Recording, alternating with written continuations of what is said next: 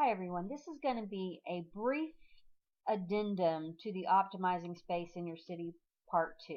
And right now on my screen you can see an elven city, and it is basically a very good example of what not to do. First, you're going to notice that the Magic Hall and the Magic Academy and Main Hall are kind of towards the middle of the city. You're going to notice that the residences they're at level 7, they measure 2 by 3, and they're situated so that the widest side of the residence is making street contact.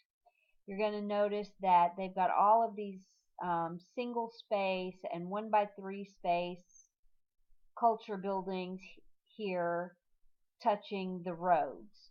You're going to notice that they have a mixture of high and low level, like this is the Gift of the Garden Fairy, and I'm not sure what the culture bonus is, but I think it's in the 30s or 40s.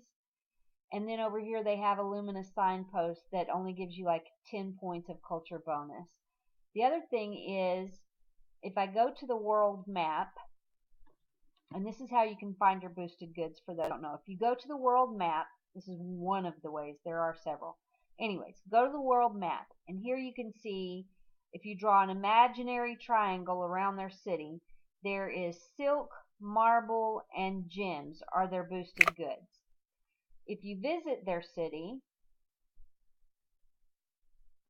you're going to see that they have 2 marble factories and 2 plank factories and a steel factory. So basically they have more factories for their non-boosted goods than they have for their boosted goods. You're going to see that they've got residences at a variety of levels here, and that they're just kind of all over the map. Here's what I suggest.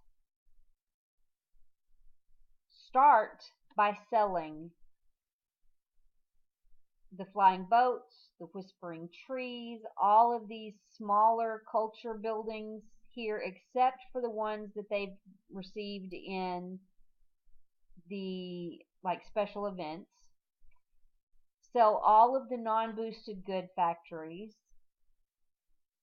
and then move these bigger buildings to the outside corners of the city. I would keep this one on the east end, the Magic Academy and the barracks, put those along the outside edge. Arrange the houses so that they're running north to south. If we make the cliff wall the east, arrange the houses or the residences so that they're running north to south.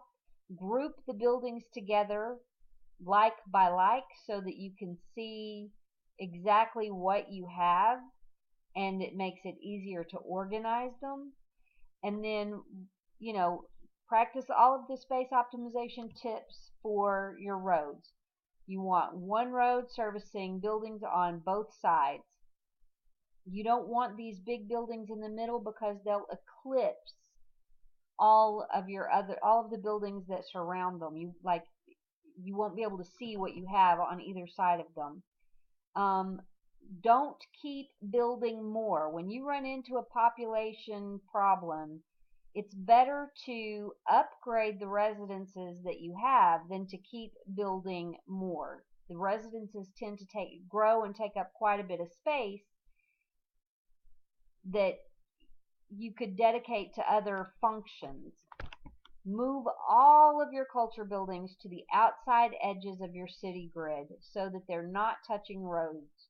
Move them to the outside, put other buildings in front of them, and connect roads in that way. Only use these smaller culture buildings as space fillers at the end of your roads or between buildings where one building is slightly smaller in length or width than the building next to it. Those are gap fillers, space fillers that Otherwise, you could combine all of these 1 by 3 buildings. These mysterious cyclones are the best culture bonus for the chapter that this individual is in. They are 3 by 3.